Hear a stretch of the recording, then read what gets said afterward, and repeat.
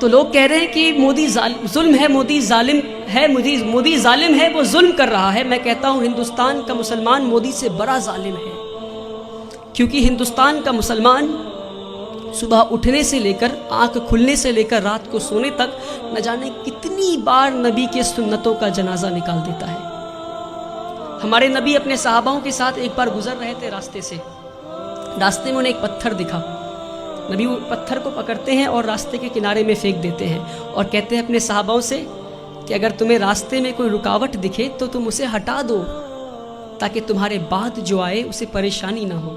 تو صحاباؤں نے اس بات پہ اتنا عمل کیا کہ کئی سالوں کے بعد ایک یہودی کا گروپ اس راستے سے گزر رہا تھا، اسی راستے سے، اور راستے میں ایک پتھر گرا ہوا دیکھتا ہے تو پتھر کو دیکھ کر بولتا ہے کہ شاید اس راستے سے مسلمان نہیں گزرا۔ میرے بھائیوں، وہ تھا ان کا ایمان۔ اور ہم آج کہیں بھی بم پھٹتا ہے تو بولتے ہیں شاید مسلمانی ہوگا، کہیں بھی گولیاں چلتی ہے تو کہتا ہے مسلمانی ہوگا۔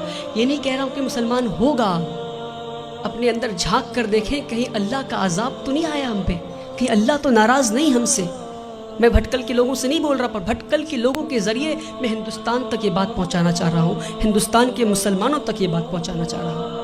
ایک بار ہمارے نبی صلی اللہ علیہ وسلم راستے سے گزر رہے تھے، ایک بوڑھی عورت کو دیکھتے ہیں، وہ اپنے سامان کو لے کر کھڑی تھی، تو مزدور کا انتظار کر رہی تھی وہ۔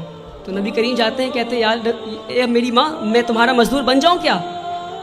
وہ پورے کائنات کے سردار مزدور بننے کو تیار ہو گئے، اور آج ہم اگر کوئی جوتا پلٹ رہا ہوتا ہے تو اسے سیدھا نہیں کر سکتے۔ یہ ہمارے مسلمانوں کی آج وہ عقر ہے، پتہ نہیں کس بات کی عقر میں جی رہے ہیں، جس کی امت اس بات کی عقر میں جی رہی ہے، اس کا رسول دوسروں کی مزدوری کرنے کو تیار ہو گیا تھا۔ کہتے ہیں اے ماں جی میں مزدور بن جاؤں تمہارا؟ ماں جی کہتی ٹھیک ہے، وہ بوڑھی عورت کہتی ٹھیک ہے، تو مجھے مکہ کے باہر چھوڑ دو۔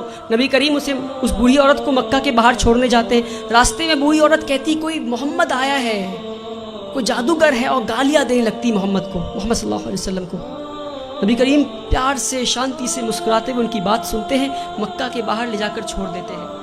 اور جب واپس ہو رہے ہوتے ہیں تو بوڑھی عورت پوچھتی ہے ارے بیٹا تو نے میری مزدوری کی ہے، مزدوری تو لے جا۔ کہتے نہیں رہنے دو ماں۔ تو کہتے اچھا اپنا نام تو بتا جا۔ تو کہتے میرا نام محمد ہے، وہی محمد جسے تو گالی دے رہی تھی۔